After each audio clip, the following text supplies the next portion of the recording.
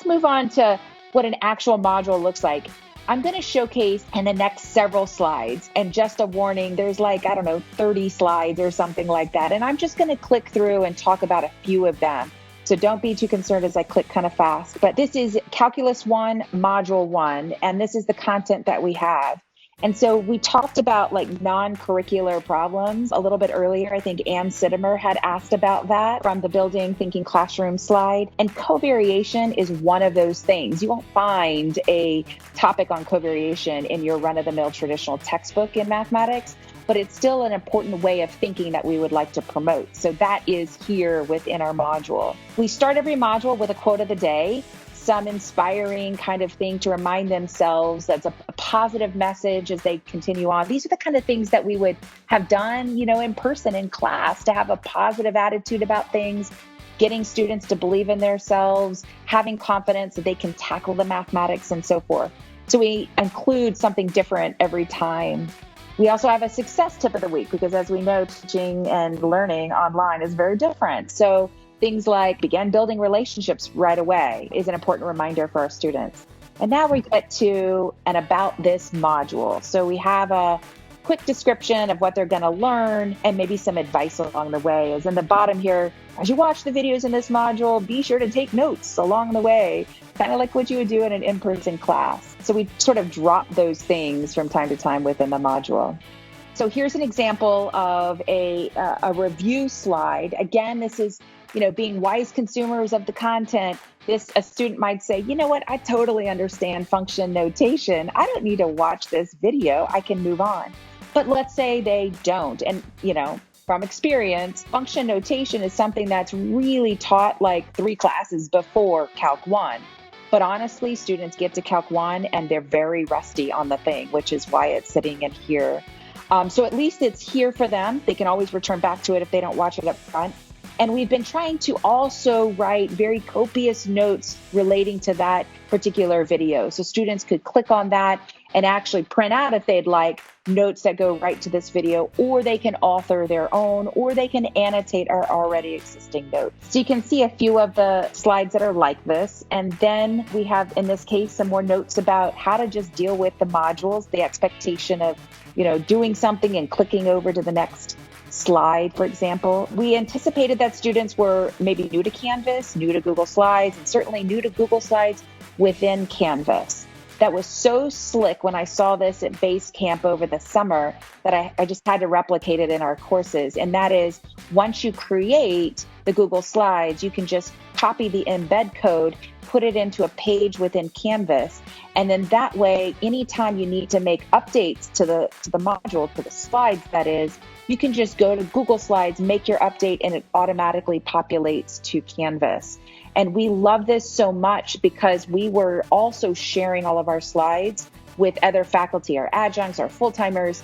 And so we wanted them to be able to have any of the updates very easily that we were making as we made them. So some content here. Now we get, in this particular module, we've got 3 main sections of content that we're focused on. This one being the covariation. We try to pop in fun little cartoons and jokes every now and then, just sort of lighten the mood as students are working through some of this heavy Calc 1 content. We also really thought about, not only did we want students to be working together on things, but we wanted to replicate a whole class conversation that we might have with students in various activities. This is one of those times. And so we purposefully thought about having, a particular handout that students could download here that we would have given out in person as a handout in class, and then work through a series of slides with questions that we would pose. We'd have them watch the video, then we would go, pose another task or another thing for them to do. And so I'm just going to click through a bunch of these, but these are the types of things. In fact, I would use this exact type of PowerPoint back in the old days, pre-pandemic, with my students, and same videos as well. And here I've been able to contain that here in this Google slide deck. And again, ask the types of questions that I would want students to be thinking about had I been with them in person. And so this gives you a kind of a feel for what at least this section might look like.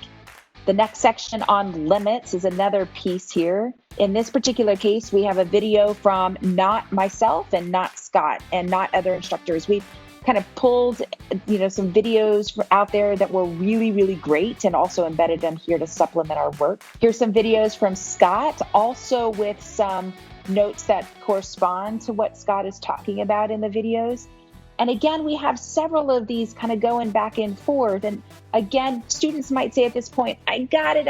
I have made sense of limits. I don't need to see part 4 here. I saw the part 3 and I'm good to go. And so they can decide of that, how much do they actually need. In this particular case, there was 6 different videos. And then they get to the continuity section. Here's another video that they might watch. More content, kind of summarizing general thoughts about that content. And then they are done with the learning. So I mentioned we have like bonus material, bonus section. At the end of each module, we have tried to include a fun video that is related to the mathematics, maybe directly connected to what they're learning, or maybe just some mathematics, to kind of give them a wider perspective about how mathematics can be useful. This particular video is from our very good friend, James Tan, who's a mathematician at large. He happens to live here in the Valley, but he goes all over the world, literally all over the world, talking about mathematics and jazzing people up to learn math. And he makes these really fun videos, in this case, like how does mathematics and wobbly chairs actually connect? And so it's a quick and dirty video that students can watch, just kind of be like, oh, I never thought about like mathematics had some sort of utility when we're talking about wobbly chairs. This is like one of those sections that students can do or not, watch the video or not. We had another one where there was a Batman video and they had the video kind of showcase the equations that would produce the Batman logo. And again, students could do it or not, but I had several students actually type in their equations into Desmos, replicate the Batman logo, and send it to me. These are the kind of things that we didn't require them to do, wouldn't have done necessarily in class, but we can do here. And so students are really picking up on it. So that's a sample of one of the modules that we would showcase. And so I'm going to pop out of here, and that's going to talk to you a little bit about this Desmos card sort is another type of activity that we do. And Scott, I'm pulling it right up here on my screen. Go for it. I put the link to it in the chat. So if you want to play along, it'll take you about 4 seconds to jump in there. But the idea is just to give you an image of dropping these kinds of tools into our module so that we could somewhat replicate what we used to do in the classroom. Like in my classroom, I used to have these things printed out on cardstock, and my students would be working in groups, probably at a vertical non-permanent surface, sticking these things to the board and organizing them by definition. Definitions matter in mathematics, and so we would want to organize these quadrilaterals into the shapes. April, if you would just quickly put them somewhere. I'm not necessarily. Yeah, I just want to get a couple of them sorted so I can show what happens. And you have to put them in the trapezoid or not trapezoid label. Like they have to connect. Yeah, like that. Now, as they're going, of course, there was some, in this class anyway, there was some activity prior about what the definition of trapezoid and not trapezoid would be. And now they're sort of testing out their definitions to see if they're right. But after they sort them into not trapezoids and trapezoids, April, you can go ahead and click next. What's cool about this is they can get some feedback. So in this case, April, I'm sorry, you did not sort the cards correctly. I didn't. So I gave a few hints, and they can go back. You see the arrow up there. They can go back and work on it again, and they can keep working on it until it finally would say, you did it right. After the experience then, they would type in their thinking. What makes a trapezoid a trapezoid? So they would type it in here, and what's cool about this then is at the end of the activity, students can see a collection of what everybody wrote, and they can start, in a sense, okay, you guys, it's not the same as being in the classroom. But in the classroom, we would have had this conversation live with words flying through the air. Instead, these words fly through the interwebs, and students can see what other people are doing. And this is what's so important, that overview video, I think it's really an important piece of our module, because in my overview video, I'm telling the students, hey, when you get to this is what I'm expecting. This is what I want you to do. Please engage as I intend you to engage so you can learn the most. So this is another way that we have tried, and you could do this synchronous as well. You could have students playing in this Desmos thing or whatever kind of thing. Like I saw Jen putting up the pair deck. So there's lots of tools online for you to do the things you used to in the classroom and try to bridge that experience from pre to post-pandemic days. And then April, I think we just want to show the Jamboards really quick so you can see what the interactive group activity look like. Yeah, I'll showcase one for my students. Let me kind of walk through this. Back to the question that Kelvin asked about, how do you do that VNPS stuff that you would do in an in-person class with your students in an asynchronous environment or maybe even synchronous environment. So since we're asynchronous, we leverage interactive whiteboards, and we chose to use Google Jamboard. There are many out there, both that are free and paid versions. Certainly, as Maricopa employees, we already have access to this. Who knew? But when all this happened, boy, we scoured all of the tools that we must have had like for forever and didn't use. And now we're using them.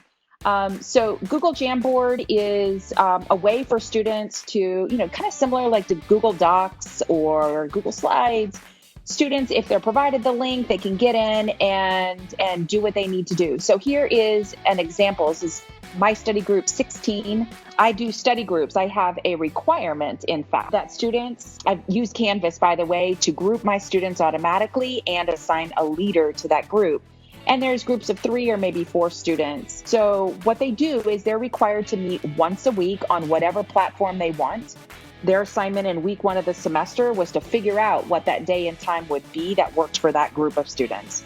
And then they sent me that information just to kind of keep them accountable. And I passed them the link to a Jamboard that I created for them that looked like what I have here, and it was blank. And so what I do every week is I post a problem of the week.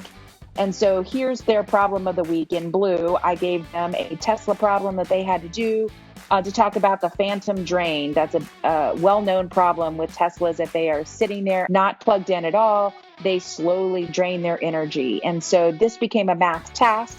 Again, a non-curricular type of task. You wouldn't necessarily see this exact task in a textbook. And they have to write or produce somehow their mathematics that accounts for that particular problem. And so every week I pose a new problem for them on their Jamboard. And so here's another type of problem that they had to do and write out their solution. Sometimes it's explaining it in words, sometimes it's the actual mathematics. And so this gives you a sense of how at least I get the whiteboard thing to happen, at least via Google Jamboard. And I know Scott has one too. I want to pull that up. Scott, do you want to talk about yours? Yeah, the reason I wanted to share this one was this group initially engaged at the Jamboard. So they're meeting at separate locations, but they're all collaborating around this Jamboard, and they're working. But then I asked them to convert that Jamboard to a PDF to submit it for their assignment.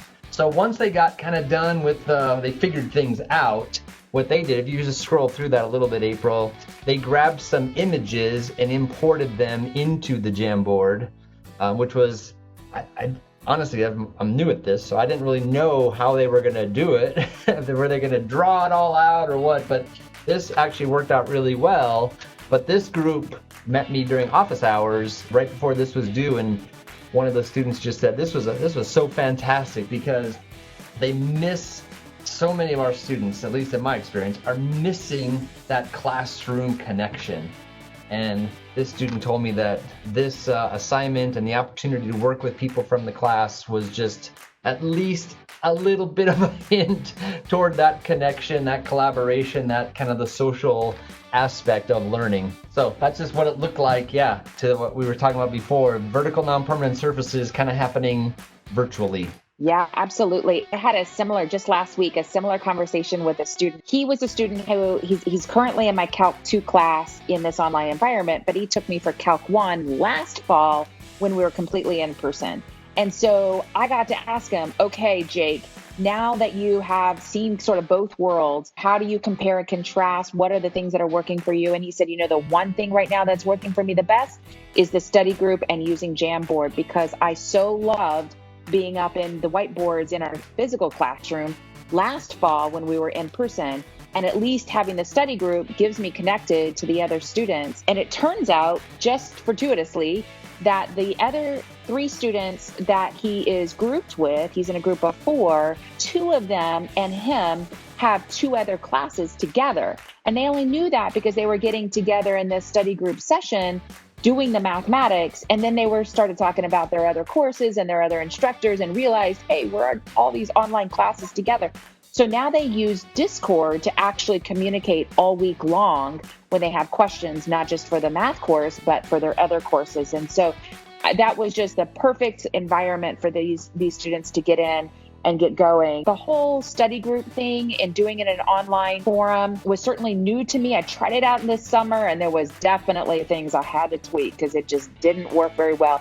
So I dialed in some of the things. I'm still dialing in some of the things, like, for example, how do you handle students who from week to week just fizzle out and they don't show up at their study group? Like, how do you track that? And so I'm grappling with some of those pieces still, but I think largely is working with students, and I so value having that opportunity. So Jamboard really helps at least collect their work, and interactively they can work together to design some sort of solution to a mathematical task. So with that, well, basically I won't worry about sharing the thing because now we're just pretty much at our Q&A time. Scott and I are happy to field any kind of questions as you noticed and wondered throughout our presentation here. So if you have questions, feel free to put them in the chat, or you can also just unmute yourself and ask. And while people are formulating their questions, I just wanted to toss in there that Jen has been looking into Jamboard and is planning for us to do a Jamboard session in 2 weeks, so on October 13th.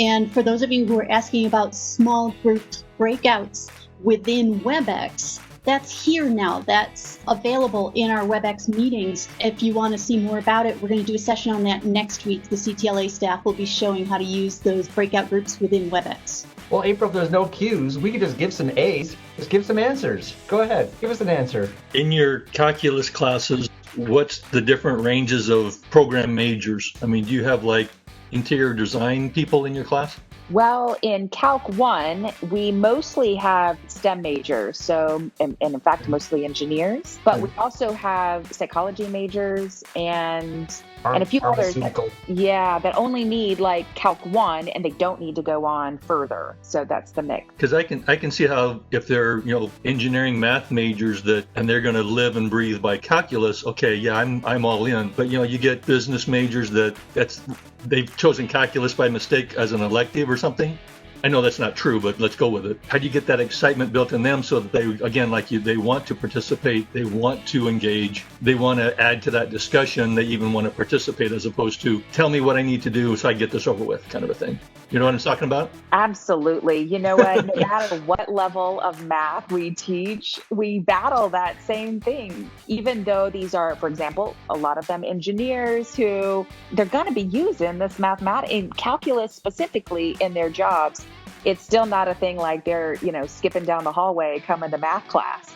And so, we, like Scott and I, we really try to bring a lot of energy to teaching in person, and we're trying to replicate that same energy in the online environment as well. But yeah, I think that's what it is. It's encouraging. It's prodding sometimes.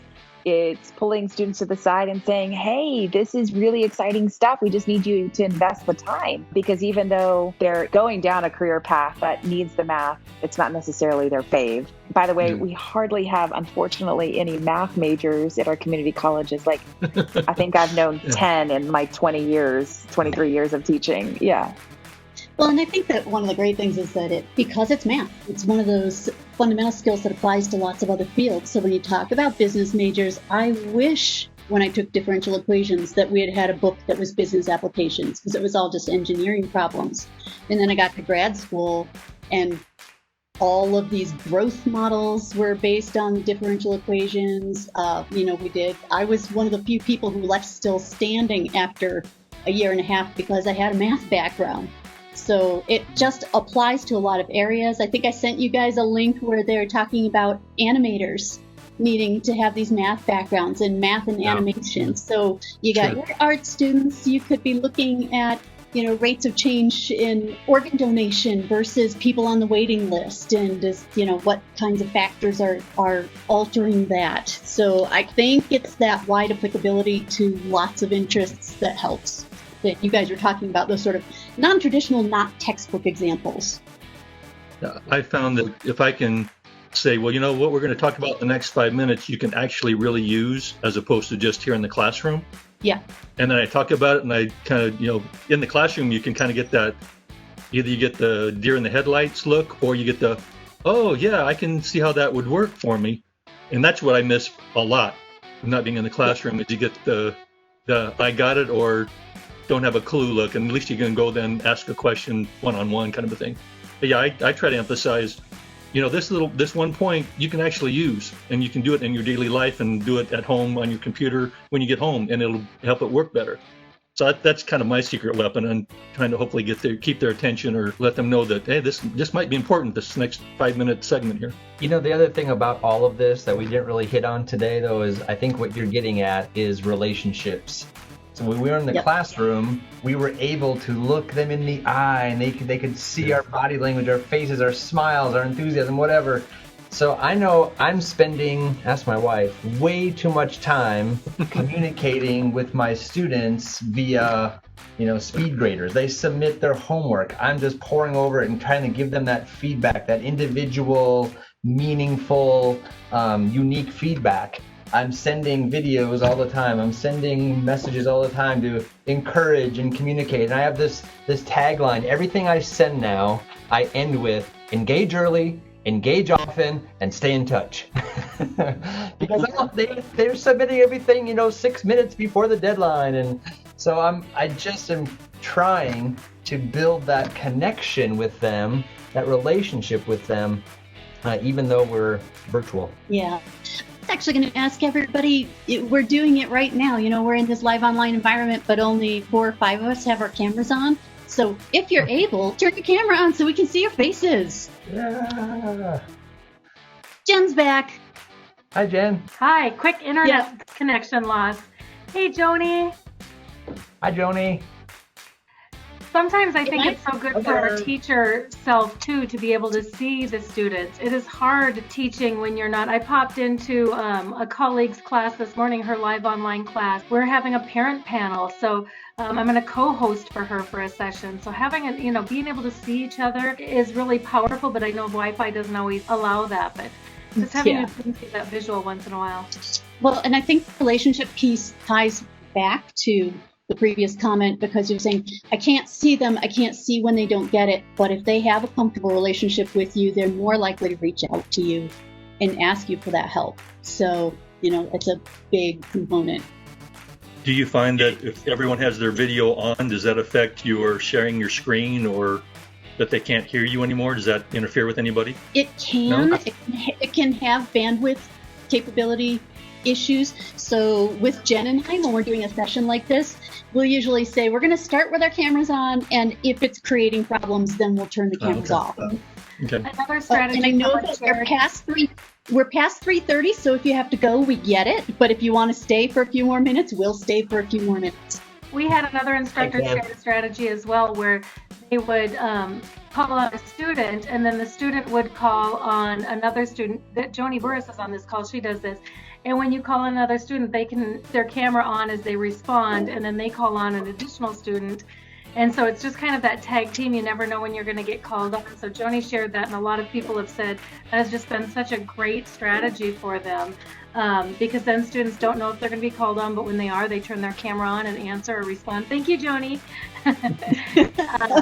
But kind of gives them that responsibility to tag team each other as well. Any other questions, you guys? I'm actually going to take over for just 1 second here and share our last couple of slides. I know that I put this in to the chat earlier, but the WebEx breakout rooms are available now. So Jen will not be able to be here next week, but the other CTLA folks said that they will help out, and we'll be doing a WebEx breakout rooms session next week.